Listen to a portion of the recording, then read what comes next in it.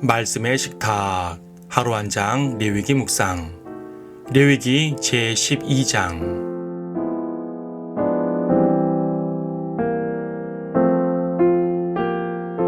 12장 7절 말씀을 보겠습니다. 제사장은 그것을 주 앞에 들여서 그녀를 위하여 속죄할지니 그리하면 그녀는 그 피의 유출에서 깨끗하게 되리라. 이것이 나마나 여아를 낳은 여인을 위한 법이니라. 여기서는 아이를 낳는 것에 대한 규례입니다. 여자가 아이를 낳게 되면 불결하게 취급받습니다. 좀 이상하지 않나요? 아이를 낳는 것은 언제라도 축복인데 말입니다. 다산하고 번성하는 것은 하나님의 기본적인 뜻입니다. 그런데 아이를 낳으면 불결하게 된답니다. 남자 아이를 낳은 경우엔 7일 동안, 여자 아이를 낳은 경우에는 14일 동안 불결합니다. 그리고 각각 33일과 66일에 정결의 기간을 보내야 합니다. 이렇게 하시는 이유는 무엇일까요? 그것은 바로 피 때문입니다. 본문에도 피의 정결이라고 언급하고 있습니다. 뒤에서 또 보겠지만 피를 흘리는 것은 항상 불결한 일입니다. 아이를 낳는 것도 예외가 아닙니다.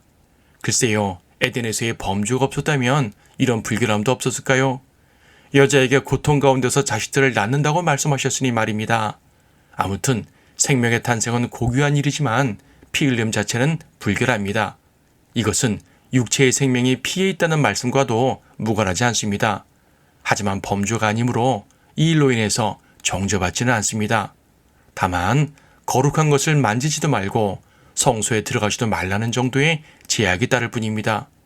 성소와 관련이 없는 생활을 하거나 그 기간 중 명절이 포함되지 않는다면 사실상 거의 제약이 없는 것입니다.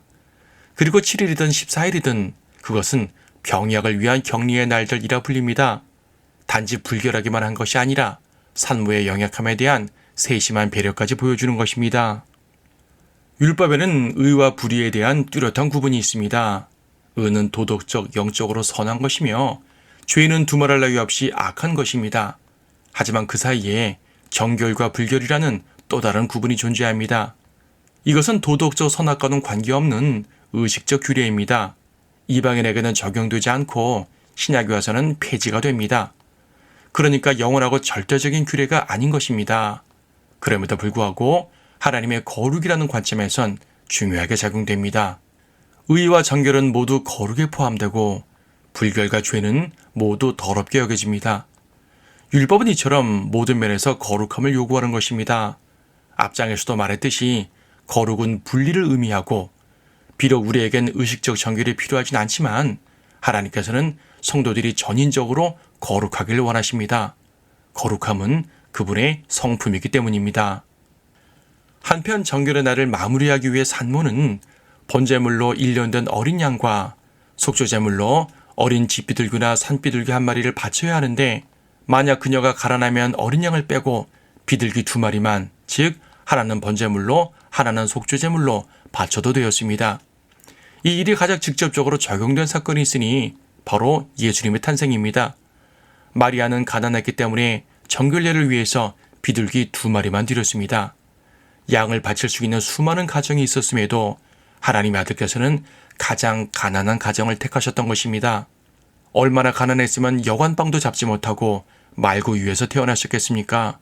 그분은 그렇게 가난하고 비천한 모습으로 오셨고 그것이 바로 우리 죄인들의 모습입니다. 이처럼 우리는 율법의 한 단면을 통해서도 예수 그리스도의 모습을 봅니다.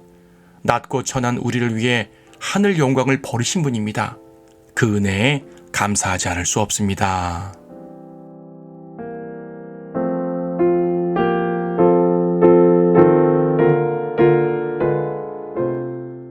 레위기 12장.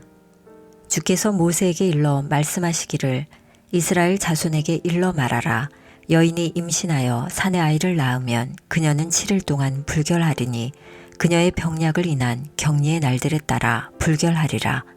8일째는 아이의 포피살에 할례를 행할지니 그러면 그녀는 33일 동안 피의 정결을 계속할 것이요 그녀가 정결하게 되는 날들이 끝날 때까지는 거룩한 것을 만지지도 말며 성소에 들어가지도 말 것이니라.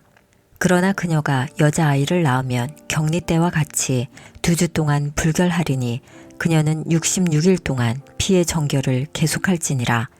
그녀는 정결의 날들이 끝나면 아들이나 딸을 위해서 번제물로 1년 된 어린 양 1마리와 속죄 제물로 어린 집비둘기나 산비둘기 1마리를 회중의 성막문 제사장에게로 가져올 것이요. 제사장은 그것을 주 앞에 들여서 그녀를 위하여 속죄할지니 그리하면 그녀는 그 피에 유출해서 깨끗하게 되리라. 이것이 나마나 여아를 낳은 여인을 위한 법이니라. 만일 그녀가 어린 양을 가져올 수 없으면 그녀는 산비둘기 2마리나 어린 집비둘기 2마리를 가져와서 1마리는 번제물로 1마리는 속죄 제물로 삼을 것이요. 제사장은 그녀를 위하여 속죄할지니 그러면 그녀가 깨끗하게 되리라 하시니라.